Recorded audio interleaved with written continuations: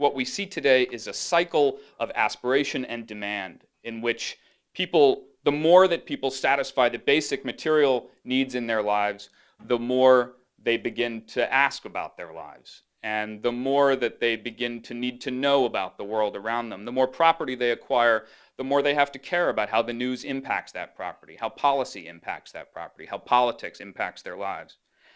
The more they demand to know, and ultimately the more they demand to say. When I arrived in China, it was on the cusp of a transformation in the way that information moved around the country. In 2005, at the beginning of the year, there were 1 million bloggers in the country. By the end of the year, it had quadrupled.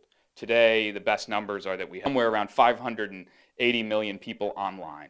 And there are 200 million microbloggers. But who ultimately really knows? You can lose a zero here and there, and it's still an astonishing fact.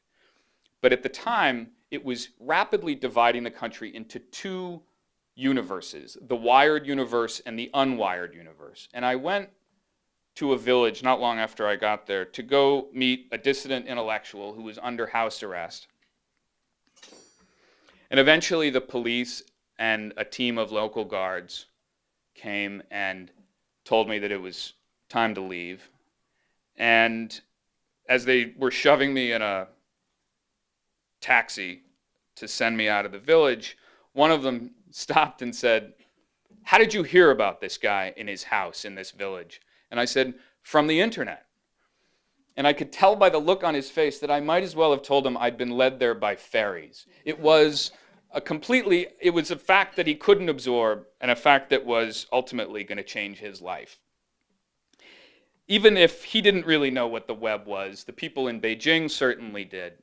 And more importantly, people around the country were beginning to stitch their lives together in unprecedented ways. The web was creating communities that hadn't existed before. It was expanding the potential for ideas to race across the country. And it was, importantly, allowing people to broadcast information to each other with as little a mediating force as possible. There was always going to be somebody there keeping an eye on you, but it was a lot better than trying to get it into the newspaper so that you could then get it into somebody else's hands.